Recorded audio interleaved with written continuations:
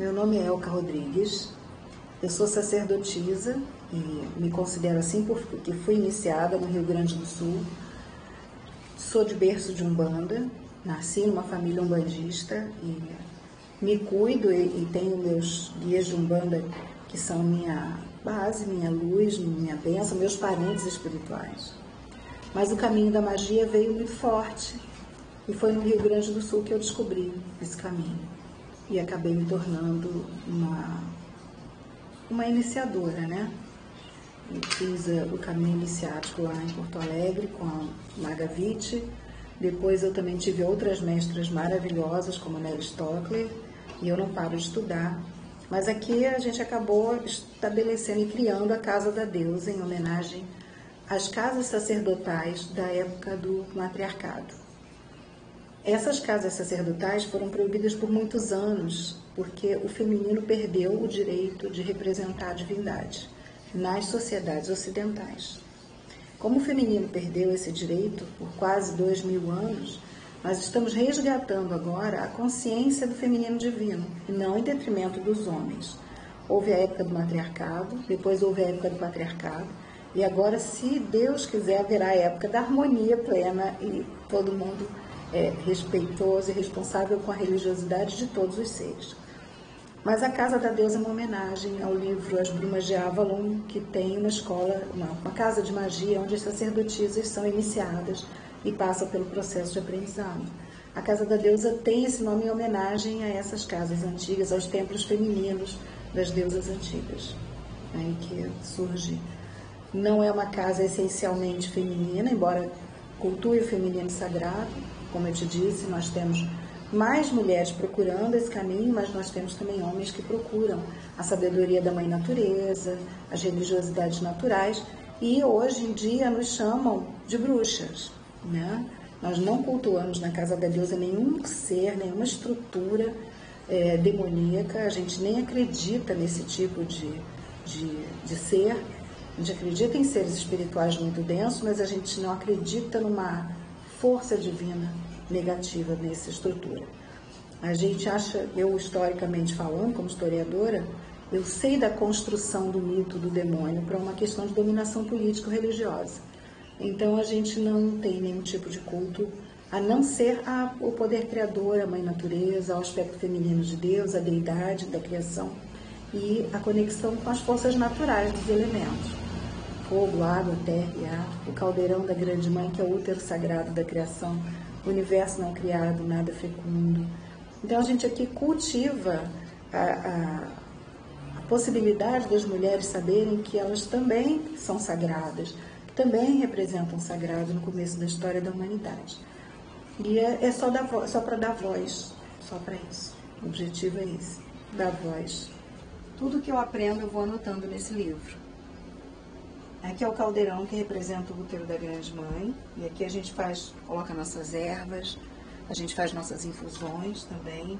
O fogo, a água, a terra e ar, que são os elementos que são importantes. E aqui eu tenho as ervas sagradas, que eu guardo, que eu seco, e que aqui a gente faz as nossas poções, os nossos banhos, as nossas ervas, escaldapés, onde a gente guarda nossas sementes. É uma cozinha temática. Mas é uma temática que eu uso no cotidiano, é uma cozinha real. Eu comercializo os banhos, as névoas para o ambiente, eu faço para casa e faço também para as pessoas. A gente, toda lua cheia, tem banho pronto. Então, o pessoal que já conhece a casa sabe que logo na lua cheia, um dia depois do plenilúnio, já tem banhos de ervas para descarrego, para limpeza do campo áurico, tem banho para prosperidade, tem banho para tranquilidade. Tem um banho que a gente apelidou agora de Bye Bye Tristeza, que são com ervas para trazer bem-estar e alegria. Nós temos trabalhos aqui muito simplistas, nossos ritos não são complicados, nós fazemos círculos de luz e trabalhamos com um caldeirão. O caldeirão como uma representação, como eu disse para você, do nada fecundo. Nós reunimos as energias dentro do caldeirão, que representa o útero da criação, e ali nós trabalhamos em prol de alguém que está doente. Nós não trabalhamos induzindo ou alterando a vontade de alguém. A nossa política, a nossa filosofia espiritual não é essa. Mas trabalhar para ajudar, para benzer, para curar, para proteger, para harmonizar é o que a gente faz. O círculo de luz, nós simplesmente acendemos uma vela, cada uma, oferecemos essa vela à divindade, ao poder criador, e dizemos umas para as outras, uns para os outros, que a minha luz ilumine a sua luz em nome de Deus.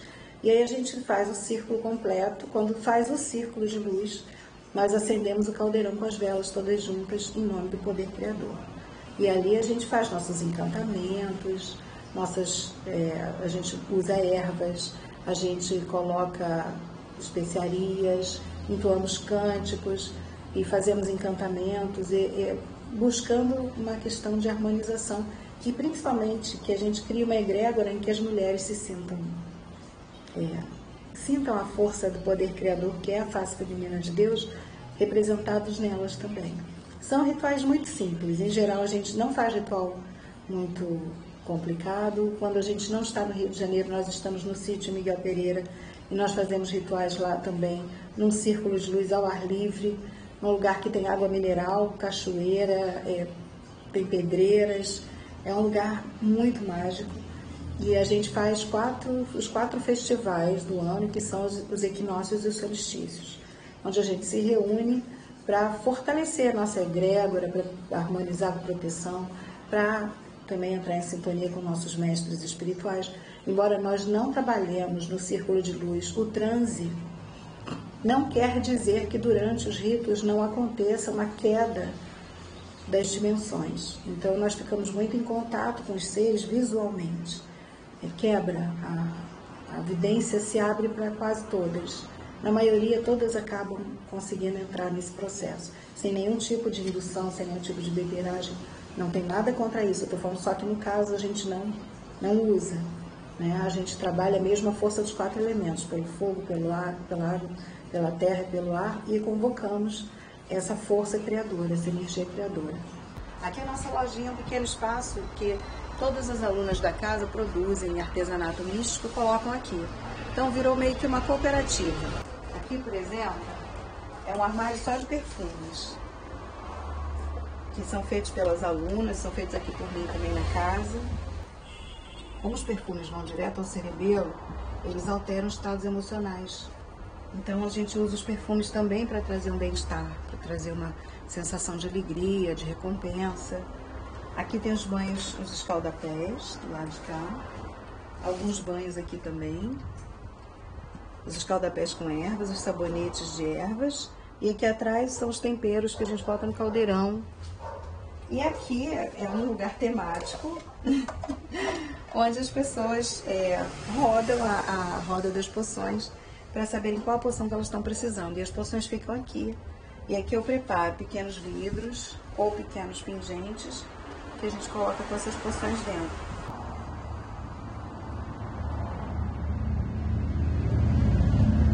Tá parando meio paz e contra a inveja. E aqui nós temos também alguns elementais, que a gente trabalha muito com a magia dos elementos, que são feitos por uma artista chamada Loren. Aqui nós temos um maguinho, né? E ela tem um trabalho magnífico, que é um trabalho vivo, ela faz até a linha da vida deles. Essas velas também são feitas aqui na casa, são todas feitas à mão.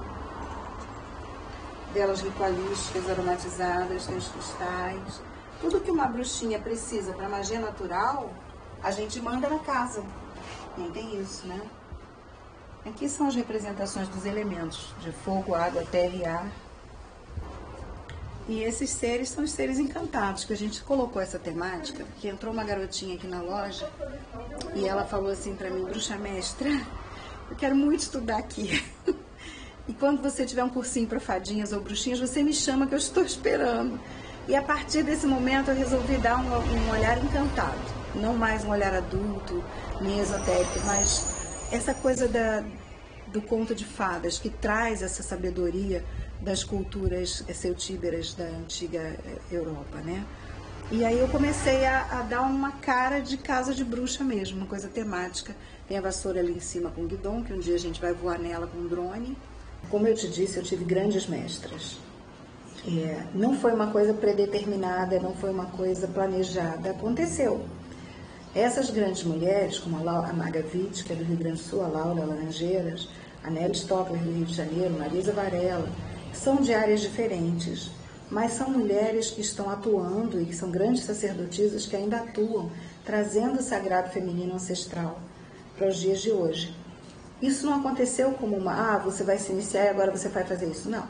Elas foram me iniciando, foram me trazendo conhecimento e eu tinha um espaço esotérico quando eu me vi cercada por várias mulheres que queriam aprender aqueles ritos. Aí eu acabei, com permissão da minha primeira mestra, formando o primeiro círculo sagrado aqui no Rio de Janeiro tem mais de 20 anos isso. Mais de 20 anos, com certeza. Né? Então, assim, aí foi o primeiro círculo e eu não parei mais. Aí os círculos de mulheres foram vindo. Elas vêm, aprendem. A magia, ela traz uma autonomia muito grande. Então, assim, as mulheres vão aprender 2 anos. Aprender a trabalhar a magia, os 4 elementos. Primeiro, elas são as iniciandas, aprendem os princípios da magia, os rituais sazonais, os equinócios, solstícios, as magias de proteção. Depois elas vão aprender a ensinar. E aí vem os grandes ritos, que são os ritos de nascimento, os ritos de casamento, os ritos de passagem.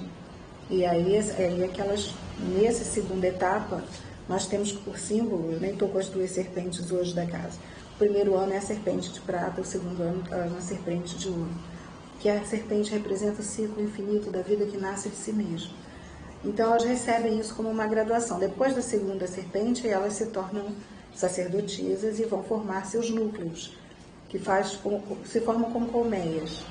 Por exemplo, os nossos, que são chamados de coven aqui no Brasil. Nós não somos wiccanianas, nem nos traduzimos como magia sócio-tíbera ou magia nórdica, não. Estamos nascidas no Brasil, amamos a magia brasileira e a magia afro-brasileira e a magia indígena. E nós estudamos a magia desse país também. Então, tudo que se refere à magia natural, espontânea, nascimento da religiosidade do ser humano em contato com a mãe natureza, nós estudamos. Então, nós não nos definimos com um caminho específico. Bruxas podem ser chamadas de bruxas, que quer dizer aquelas que moldam. A bruxa é a que molda. Então, a gente molda a energia e trabalha essa energia. Podemos nos chamar assim, não tem problema nenhum. Mas, em geral, nós amamos essa terra que estamos encarnadas agora. E a gente continua porque o caminho se fez assim. Como você mesmo percebe na história de vida, a gente não predetermina isso. Isso acontece. As coisas vão se organizando quando você vê, você está nessa responsabilidade.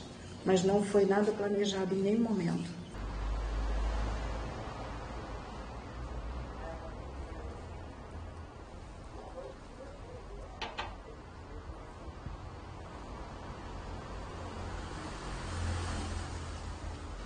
Isso aqui é uma poção contra quebranto para as crianças. A gente mistura em 3 litros d'água e joga do pescoço para baixo. Esse aqui é banho de poder da bruxa. Ele tem as ervas que você precisa para abrir evidência e ao mesmo tempo protegem espiritualmente. Para que você não fique exposta ou exposto a energias densas. E aqui nós temos o Bye Bye Tristeza, que é um banho com ervas para elevar o bem-estar, a autoestima, a realização pessoal. E aí nós temos aqui as velas que são fabricadas aqui, feitas à mão. A bruxa, ela tem uma autonomia muito grande. Uma sacerdotisa, uma bruxa, uma mulher tem uma consciência muito grande do seu poder. Não para oprimir o outro, mas para se proteger, para se harmonizar, para sentir a força essencial. Tanto as mulheres quanto os homens têm esse poder. Quando uma mulher chega aqui fragilizada, dificilmente ela vai sair fragilizada. Muito dificilmente. E elas vão descobrindo a própria essência, a própria força. E como não cria um vínculo muito grande, elas têm um tempo de aprendizado para ter uma autonomia energética, uma força energética própria. E depois que elas ganham essa força energética, elas têm uma condição espiritual de afastar o perigo, sem agredir, sem maltratar, sem destruir o outro. Não há necessidade disso.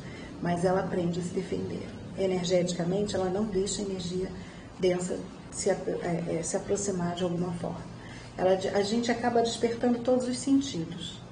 Você desperta o que não falam, e você ouve, o que não mostram e você vê. Então esses sentidos são muito aguçados. Embora a gente não trabalhe em transe, a gente trabalha muito a intuição, a gente trabalha muito a vidência. Isso é muito trabalhado aqui na casa.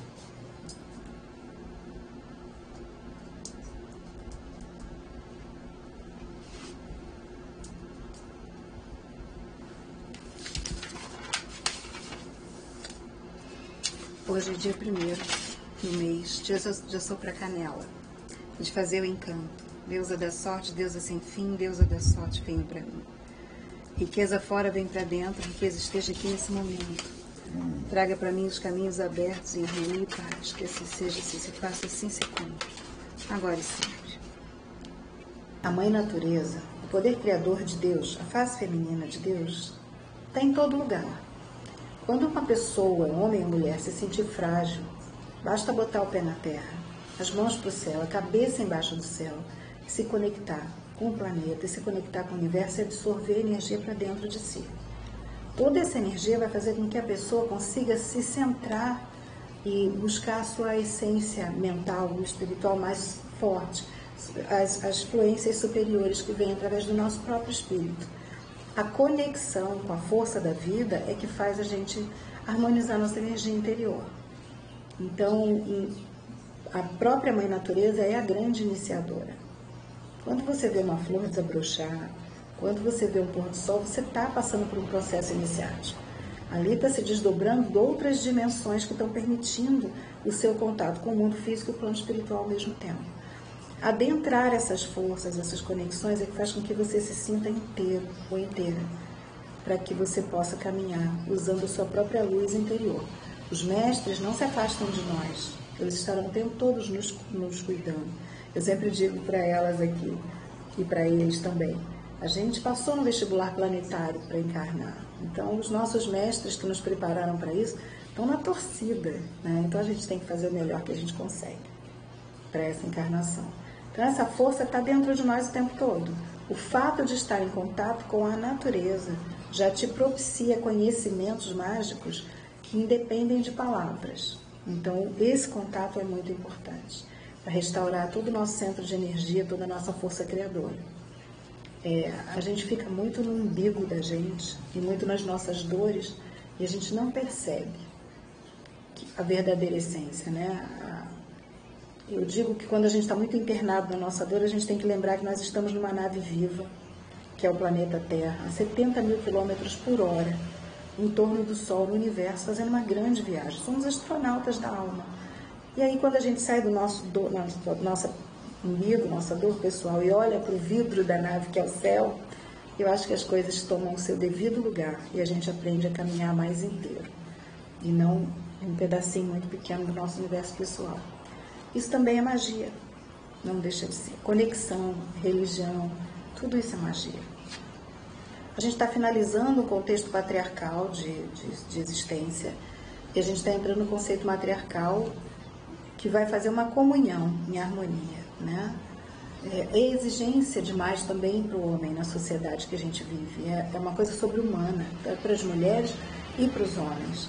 Então, as mulheres sempre tiveram interesse na espiritualidade porque o instinto de preservação da vida, que a mulher também traz, é muito grande. Então, a magia faz parte desse corpo físico feminino, como faz parte do corpo físico masculino, que tem sua magia específica. Mas esse corpo aqui, ele faz dentes, ele faz músculos, ele faz cérebro, ele faz ossos. E é um corpo que ensina a manifestar. Então, quando você encarna no corpo feminino também, você está aprendendo sobre a manifestação da criação. As mulheres sentem essa energia da criação muito forte dentro delas.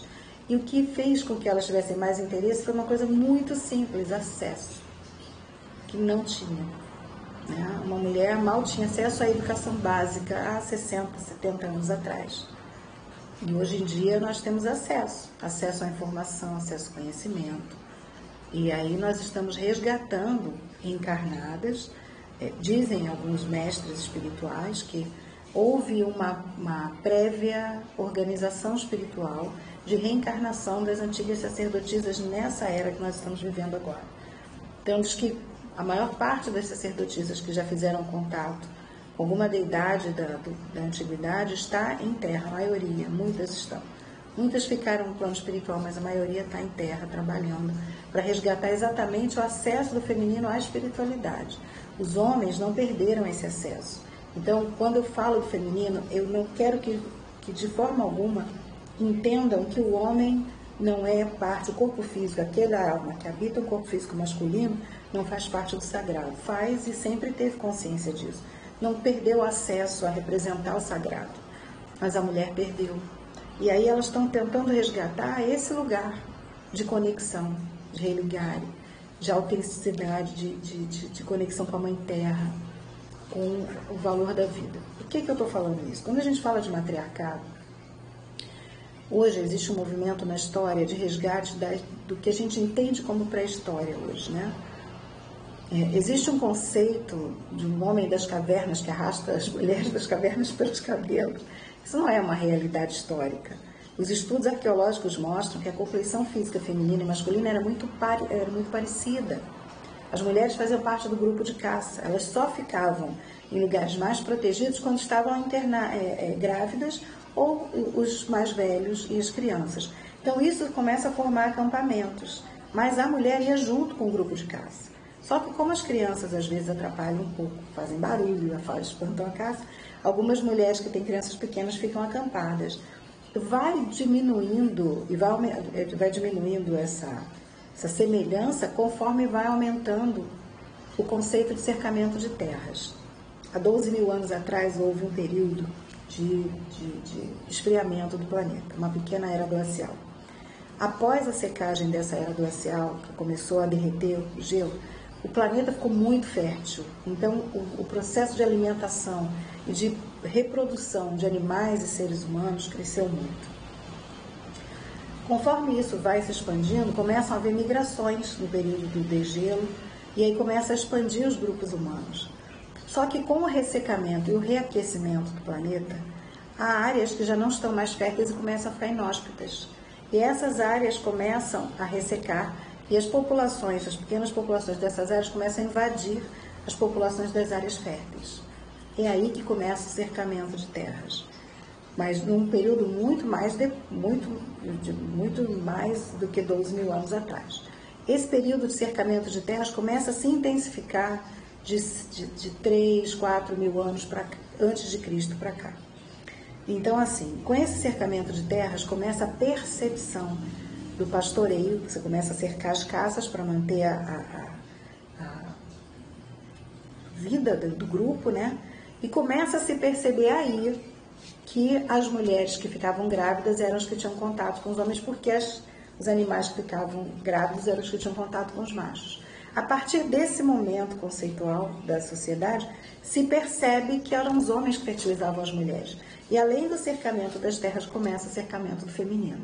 E aí a mulher perde a sua essência tribal, que era a mãe tribal. Então, assim, a sociedade primitiva vê um bebê sair de dentro do corpo de uma mulher.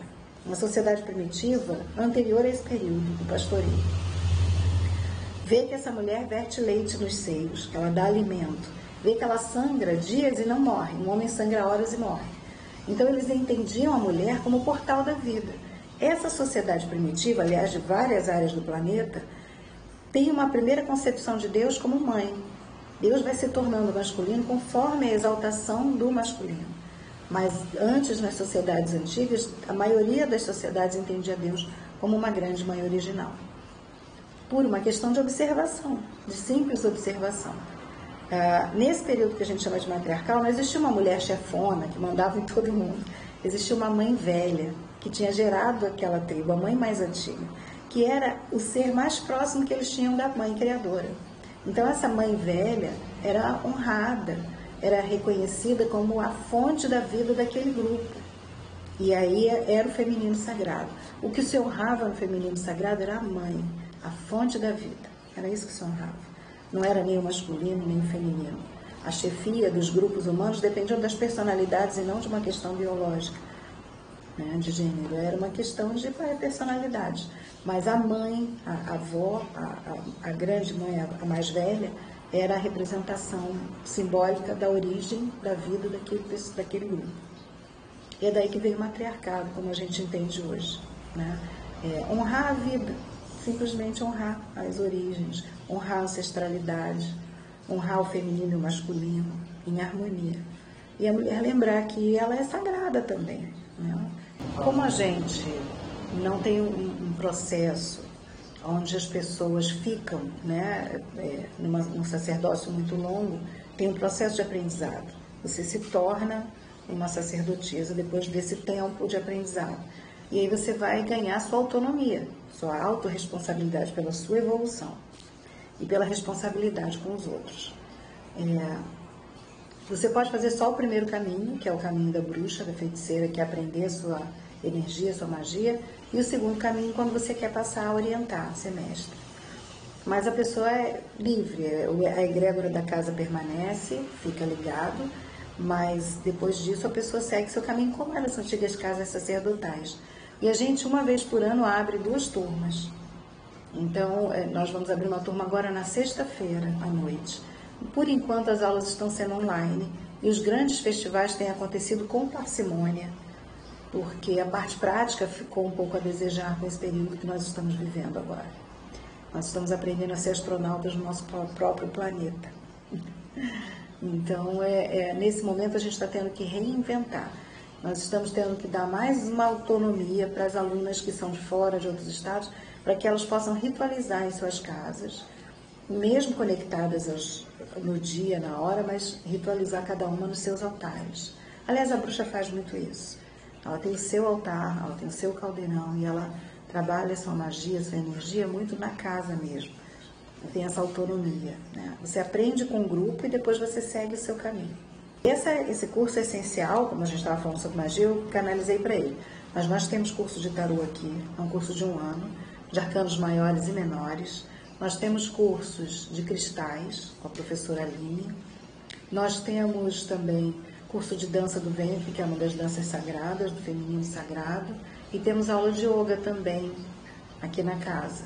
E assim, quando a pessoa pergunta, a gente manda toda a programação para a pessoa poder participar. E eu vou sempre mandando as programações novas. Que a gente saia do nosso umbigo, porque o mundo está insuportável, porque a gente está muito se sentindo o umbigo do mundo, não olhando para o lado. Isso é uma coisa muito séria, e é uma coisa que faz a gente gastar um tempo de vida muito precioso, e a vida é muito rápida. Mesmo que nós façamos 100, 120 anos, é pouco tempo. O tempo aqui é muito rápido. Então, essa coisa de dor, o mundo tem que ser do meu jeito, isso está cansativo demais. E está deixando as pessoas desconectadas umas das outras. Isso é uma das coisas que eu falaria. Expandir um pouco, olhar para o lado. Não.